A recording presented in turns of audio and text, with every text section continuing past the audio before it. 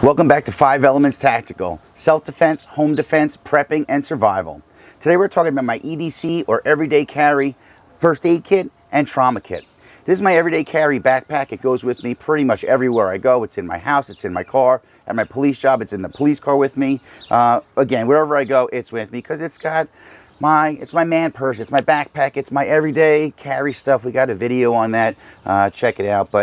And there's my phone chargers and some snacks and some, books to read and paperwork I got to take care of, a little mini first aid kit. It's got a trauma kit. It's got a whole bunch of stuff.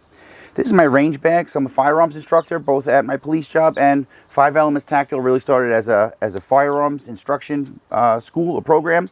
And when I'm going to teach, it's got everything I need. If I'm going shooting, depending on how much I'm going to be shooting, then, it usually serves all my purposes, but sometimes I'll bring a little bit more with me. Now, when I teach, students will often see these two pieces of equipment. If I'm teaching students either some of the prep and stuff or survival stuff, they usually see these two pieces of equipment, and people always ask, what's in those? So that's what we're going over today. Stay with me.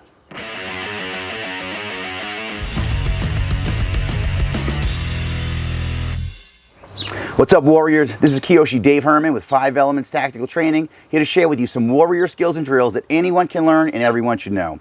If you're new to the channel, welcome, and thanks for stopping by. If you already follow us on social media and that's how you found your way over to this channel, go ahead and hit the subscribe button and the bell notification button and the little thing where it says all notifications, so YouTube will let you know when the next video drops, and you get all sorts of cool content from here as well.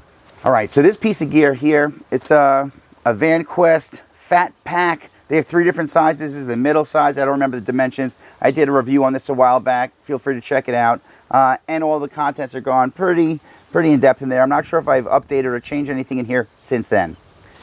This piece, this I got at either CVS or Walgreens or whatever. You can get them all over the place. And what I do is I have a whole bunch of them. Like I have one in my range bag. I have one in my everyday carry bag.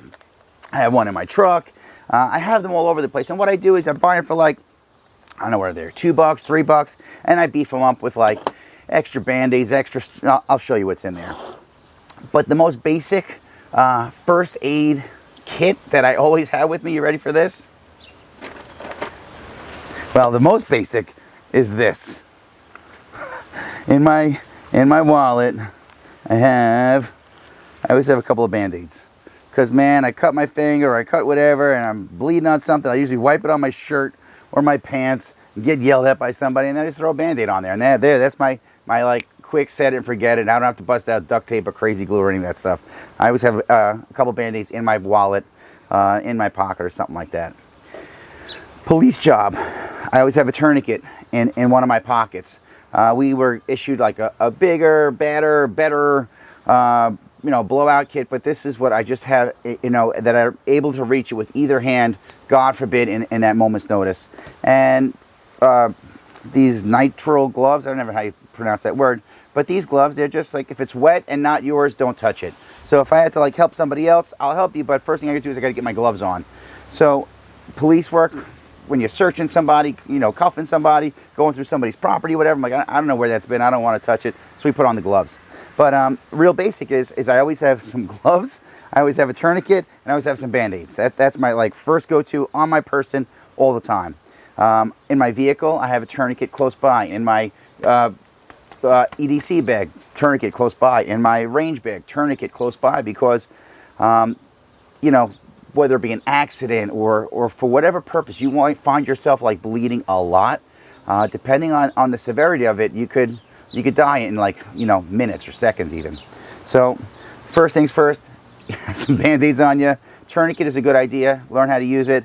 And if you're going to use gloves, use the blue ones. I know the black ones look very tactical, but in the dark, if you're like trying to pat somebody down and see if they were bleeding, you can't see blood on those black gloves. It's very hard. I wouldn't be able to tell if it was blood or sweat or whatever because the glove is dark, whereas this is really noticeable right away.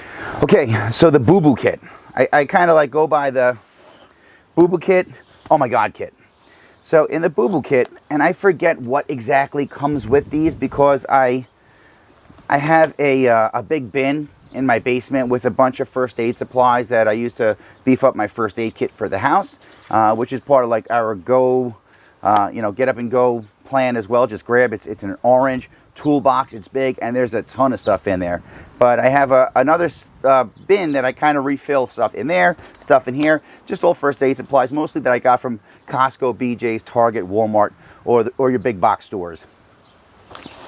So real quick, in here I have Band-Aids, set of tweezers. It's actually 2 sets of tweezers. One is like the wider one, and one is like a needle nose one. And again, you never know when you're gonna need a set of tweezers, but if you have a good Swiss Army knife or one of those like or the Victorinox multi-knife things, Swiss Army knife, they always have a tweezer in there. It's not the best one, but it works. And if you ask me, the tweezer and the toothpick are by far the 2 best tools on any of my Swiss Army knives. Tweezers, Band-Aids, a bunch. I have some smaller ones, some bigger ones. I just grabbed a few different sizes. Chapstick, because I'm a chapstick junkie, and you could use that for a lot of different things. But you know, if you had to like obviously chap lips, chapped anything, you could put that on there. It's nice and easy, and because it's small, it fits in there. I don't remember where I got these. I know some come with it, and I probably bought somewhere along the way some of these Neosporin or triple antibiotic ointment. It looks like a ketchup pouch, but again, I have a way to like wash a boo-boo, treat, or like cover and protect, like put some healing, you know, stuff on there, and then some Band-Aids. Now, I don't have rolls of tape in here, but I do have rolls of tape in here. I usually have like either Gorilla Tape or something like that if it's a big boo-boo, or some medical tape. I'm sure I have it in my everyday carry bag. This has some gauze, and that's it. So as far as like, oh man, I got a nick or a scratch or a boo-boo or a cut or something to just clean it off, something to like get the healing process started, something to cover up. If I got something stuck in me, then I got these, and after that, just my chapstick, because I'm a chapstick junkie. That's really why I put it in there. If I can't find it, I know that in each of these kits I have that. And that's it. Hey, if you have a Booboo Kit and there's stuff that you have in yours that I'm missing in mine, tell me. Because again, I'm always trying to up my game. I don't remember if there was anything else that I used to have in here that's not in here at the moment. I'm kind of doing this like, I had some students in the last week, several students just within the last week, firearm students, like what's in there, and I showed them, so I'm showing you guys. Okay, so the trauma pack. Now again, this is so small, so easy, that it's not expensive to make a whole bunch of these. And I like the plastic case. Sometimes I'll have a rubber band around it, but you know, again, I have a bunch of them, so it's no big deal. The stuff in here is a little bit more pricey, so you should have at least one. And what I do is, like, if I'm going to be going to the range, and I'll take it out of this bag and I'll put it in this bag. Otherwise, it's like in my car, or this bag is always real close by, that if I needed to grab it quick, I grab this, take this out, and there it is. On the outside, I just have a small blanket for a shock. This, like, you know, if somebody was, you know, hypothermic or going into shock for bleeding a lot or something, this is just a real quick thing, fit in the front nice and easy, and that's just where I keep that. The rest of this stuff is on the inside. Now, I'm also lucky that my partner, my police job, has been a paramedic for a lot of years, and he's just a really knowledgeable guy. Has a ton of experience with it. So his trauma bag, like he's got a medic bag that's probably the size of this, maybe a little bit smaller, super organized, and he's got stuff to, like, he'll save somebody. I could stop them from bleeding, but if you had both of us showing up, you'd say, I want that guy to help me. Let that guy help me. Just super knowledgeable, and he's got the equipment to match his training. Like, I'm not trained like that, so I have the stuff that I've been trained on, that I kind of took some extra classes. I try to go back and learn more so that it stays fresh in my head, so that I'm not, like, trying to YouTube something, you know, like while somebody's, like, bleeding out in front of me, or myself or my family or whatever. So in this kit, I like this bag a lot because it opens up and it's just huge, like, you know, everything is like right there for you. So this is just a bunch of sets of gloves, some tape.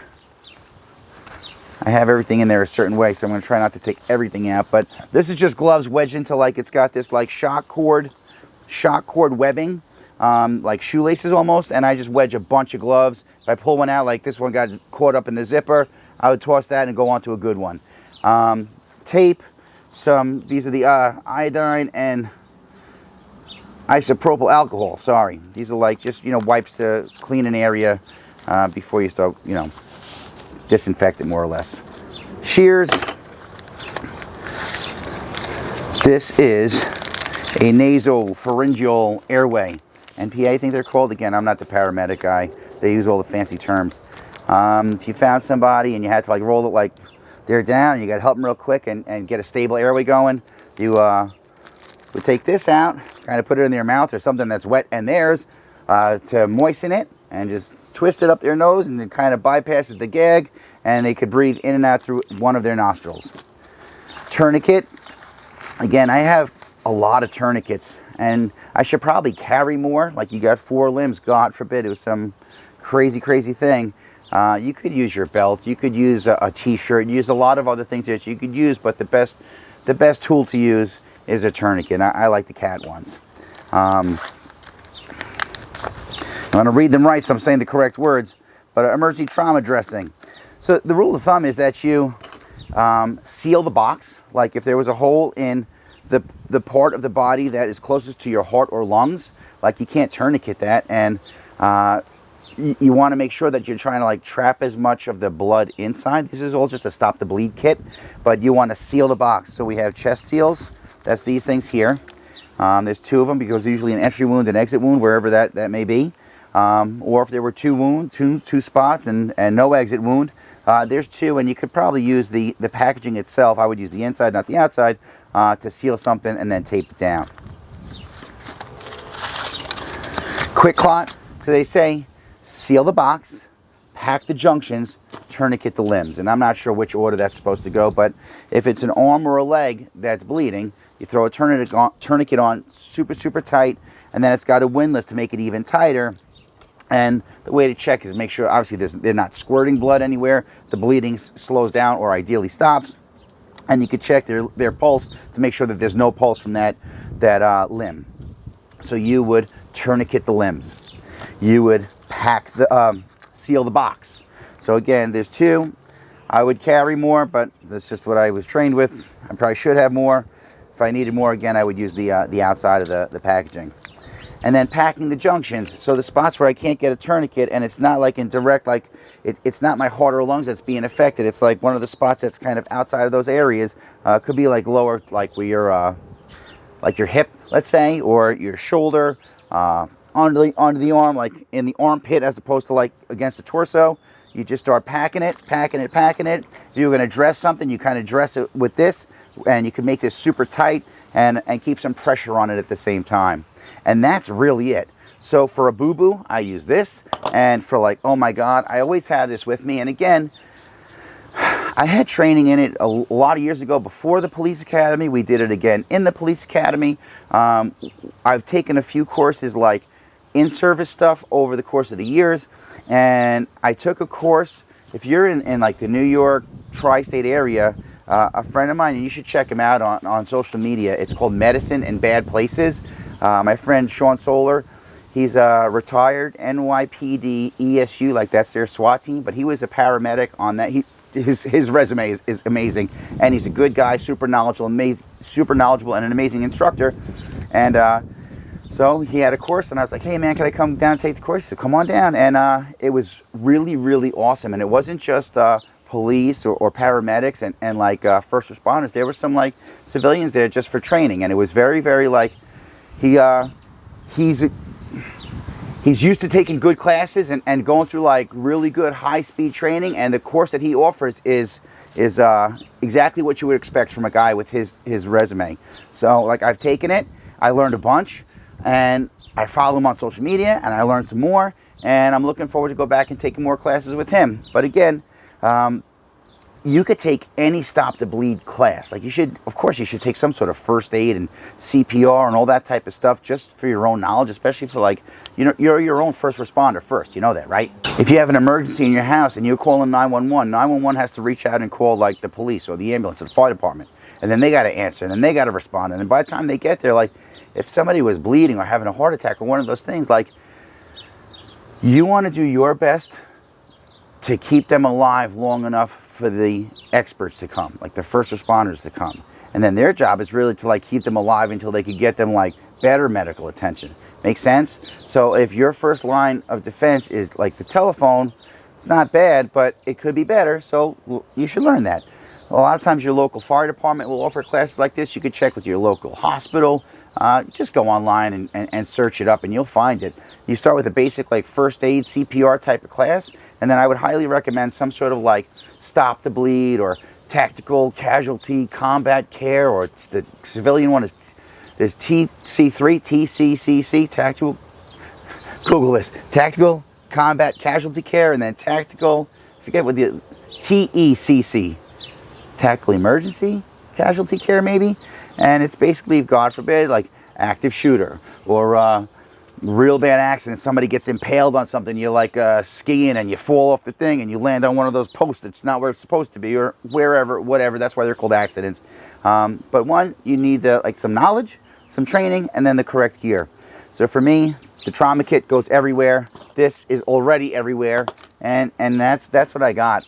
If you know more than I do, again, I pick my partner's brain very often because, you know, he knows a lot and he's stuck in a car with me for 8 hours a day, every day. So it's a resource. It's like having YouTube in the car with me, you know, but like it answers me back right there on the spot.